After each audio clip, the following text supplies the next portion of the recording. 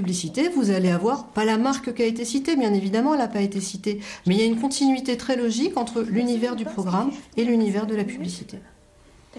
On joue de façon radicalement différente avec cette logique publicitaire dans les programmes qui ne peuvent pas mettre en scène directement la société de consommation, puisqu'au contraire, on a abstrait le participant de cette société de consommation. Donc c'est un univers sauvage, mais qui dit sauvage dans ce contexte-là veut dire aux antipodes du confort. C'est sauvage parce qu'il a plus à manger, parce qu'il a plus de lit, parce qu'il n'y a plus de supermarché à côté, etc. Un peu groggy, un peu fatigué, un peu trempé, un peu mouillé, un peu sans mauvais, un peu... J'ai dormi très peu et le peu que j'ai dormi, je faisais des cauchemars, donc c'est pas la joie. En plus, on n'a plus de feu. Il n'y en a plus de feu. Ça sert à rien d'aller à la pêche, il n'y a pas de feu. Voilà, tant mieux. Ah, moi je suis dégoûtée. Mange la crêpe. Grave. Par contre-coup, la publicité, en quelque sorte, est valorisée. C'est l'univers de rêve où, chez soi, on a de l'eau au robinet, mais à l'épicerie, au supermarché du coin, on peut s'offrir tout ce qu'on veut.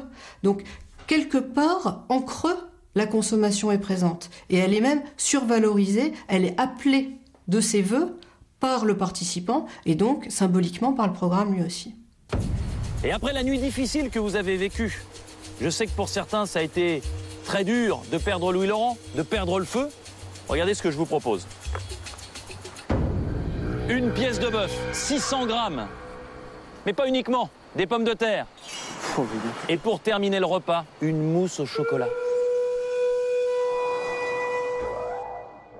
On peut parler aussi d'une autre catégorie qui est celle des émissions plutôt de radio crochet ou qui empruntent à ce modèle, type American Idol, Star Academy en France, où là, on voit bien que être chanteur, être danseur est finalement perçu comme un moyen et pas tellement une fin en soi, et c'est un moyen pour être célèbre.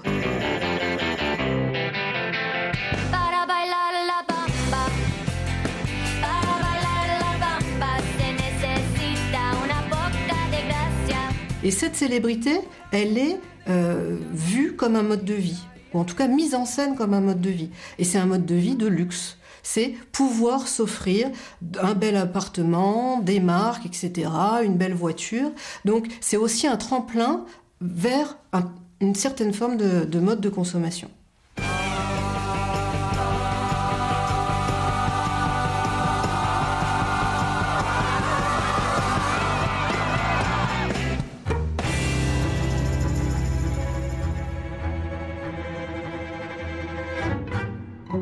À la fin des années 2000, les chaînes commerciales ne camouflent même plus cette célébration de la consommation.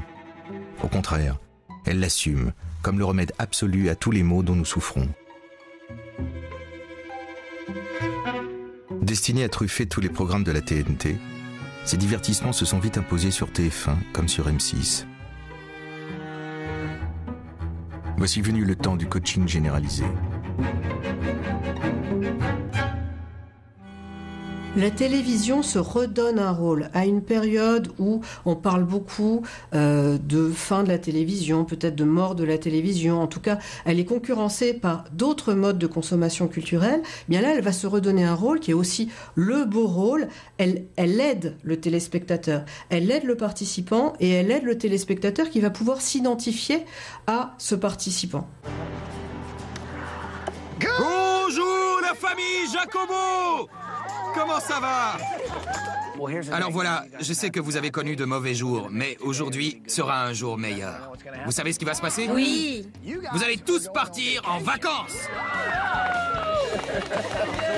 Et pendant que vous serez en vacances, nous vous bâtirons une maison, c'est d'accord? Oui. C'est parti!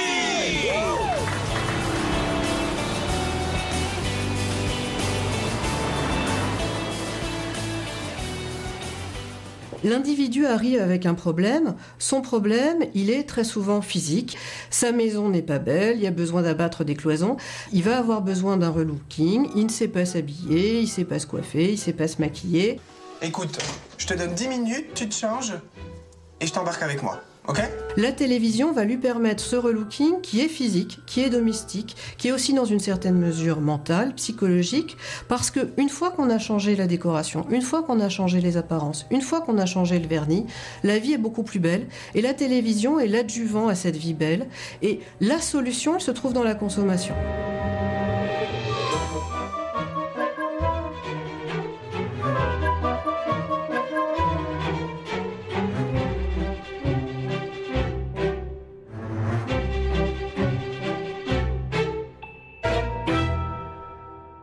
Aujourd'hui, quand il se regarde dans la glace, il voit le front d'un homme de Cro-Magnon. Quand elle se regarde, je vois une vieille femme.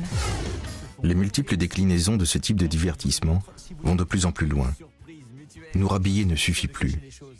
Il faut maintenant nous remodeler.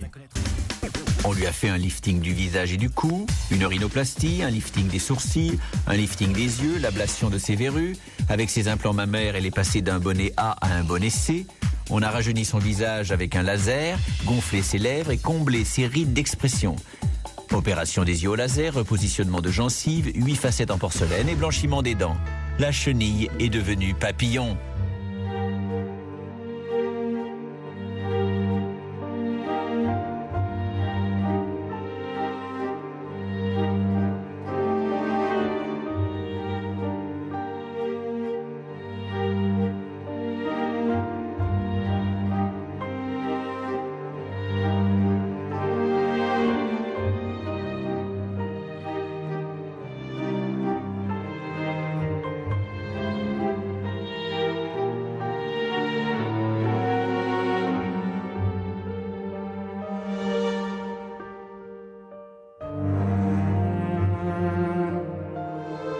Dès lors que la télévision brise le respect de l'intégrité physique, dès lors qu'elle nous repense, nous refabrique, elle se rapproche de l'ultime transgression. En 1920, Freud découvre qu'un être humain est constitué par 2 types de pulsions. Il y a 2 grandes catégories de pulsions, ce qu'il appelle les pulsions de vie et les pulsions de mort. Les pulsions de vie, c'est des pulsions érotiques, c'est des pulsions qui cherchent à s'unir à l'autre et finalement à engendrer du vivant. Mais en même temps, l'être vivant est attiré par la mort. Parce que vivre, c'est fatigant, vivre, c'est une épreuve. Et donc, il y a dans tous les êtres vivants, dit Freud, en même temps qu'il y a une pulsion de vie, il y a une pulsion de mort. Oh my gosh. These worms, over 300,000 worms. Si on admet, comme je le disais, que la télévision est ce qui exploite systématiquement les pulsions et qu'il est délit pour pouvoir les exploiter, alors ça veut dire que ces pulsions ne pouvant plus être liées, elles se déchaînent. Et évidemment, ce qu'on voit inévitablement, on voit d'abord se déchaîner les pulsions de vie, c'est-à-dire tout ce qui est d'ordre du sexuel, etc. Et à un moment donné, on voit apparaître des pulsions de mort, c'est-à-dire des pulsions de destruction. C'est en Grande-Bretagne, sur Channel 4, que les programmateurs sont allés le plus loin. La dissection de véritables cadavres, le samedi soir.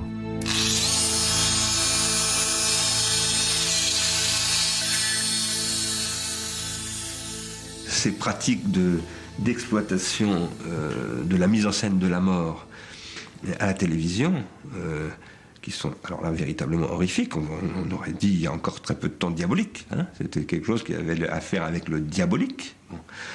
Elles trouvent leur terrain à la fois dans la satisfaction de la pulsion de mort dont je parlais tout à l'heure, mais en même temps dans la nécessité de mettre en scène, parce qu'il faut mettre en scène la mort.